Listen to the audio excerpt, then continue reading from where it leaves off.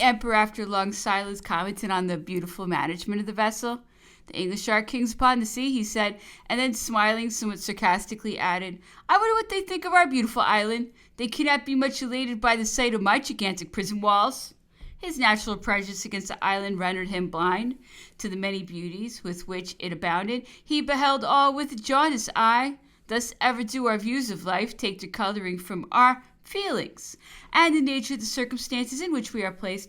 Our eyes see all around in gloom, with hues of their own, fresh, borrowed from the heart. He would frequently rail at the island in no measured language. I always defended it in proportionate terms of praise. Sometimes he laughed at my impertinence, and at others he would pinch my ear and ask me how I could possibly dare to have an opinion on the subject. The emperor had that great charm in social life of being amused and interested in matters of trifling import. It seems to me to be an attribute of his countrymen, from which no doubt they derived that vivacity and talent de société generally possessed by them, but which, from our inherent reserve and national shyness, would sit awkwardly on us English. It would be something like the statue of Hercules in the National Gallery stepping from his pedestal and taking Cerrito's place in the Pas de l'Ombre. Napoleon was very fond of extracting from me my little store of knowledge, acquired from, I fear, rather desultory reading.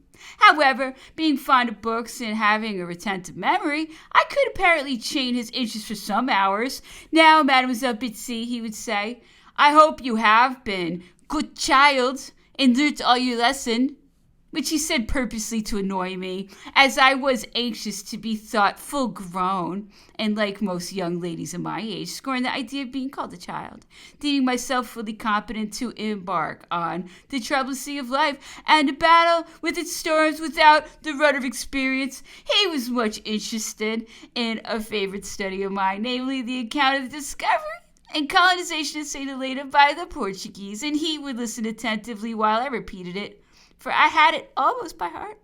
My young brother Alexander had a pet goat, of which he was very fond, and the animal used to draw him about in a little carriage. One day Napoleon had given him a little box made by Pierron, full of bonbons.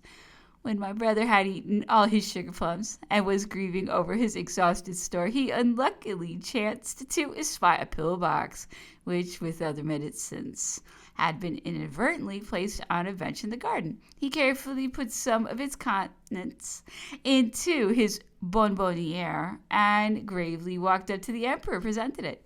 Napoleon, always good-natured to the child, and supposing them to be sugar plums, helped himself to one and began eating it.